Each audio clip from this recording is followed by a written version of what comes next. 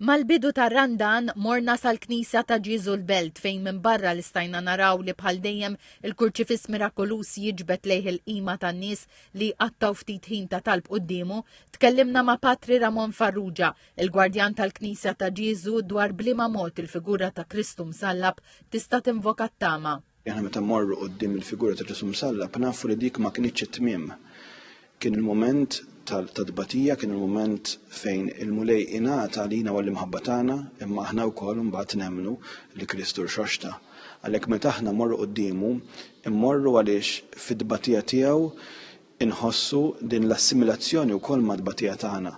Imma nafu wkoll fil-waqt li qed inħarsu lejh imdemmi u fid-tbatija, nafu wkoll li bħalma għalih għal Kristu ġie l-mument tal-glorja ta' Amen hekk ukoll għalina flimkien miegħu bil-grazzja tiegħu se jaslu wkoll żminijiet aħjar.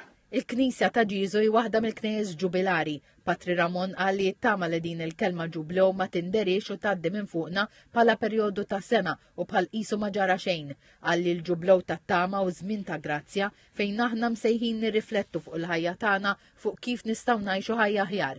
Il-ħadd li ġej fl-ewwel ħadd tar-Randan se jsir pellegrinaġġ tal-ġublew bil-kurċifiss mirakolus ta' Ġiesu f'Għawdex. Il-kurċifiss se jkun espost tal-qima fil-Knisja ta' Sant'Antnin Għajn Silem mill-ġimgħa li ġej sal-ħadd f'nofsinhar. Dan se jaħbad 81 sena wara li l-kurċifiss mar lura l-Belt minn Għawdex minħabba li kien ittieħed fil-Gżira Awċija fi żmien il-gwerra biex jiġi protett minħabba li l-Knisja ta' Ġiesu iqrib il-Port il-Kbir. Deċiżjoni ma tkunx faċli, ġifieri dan qed nitkellmu dwar xbija li għall-qalb il-poplu Malti u Awċi, xbija li trid tieħu ħsiebha, iżda xbija li aħna personalment kemm aħna l-Patrijiet Franġiskani kif ukoll l-Arċikonfraternità ta' Santissimo Kurċifiss inħossu wkoll li m'għandix issir oġġett ta' mużew imma wkoll tkun fost il-poplu tagħna bl-attenzjoni kollha li hemm bżonn. Kien ta' pjaċir kbir għalina, kienet anke sorpriża għalina li rċevina din it-talba mill-Isqof ta' Għawdex li aħna lqajna b'ferħ minkejja ir-responsabilità li ġib magħha.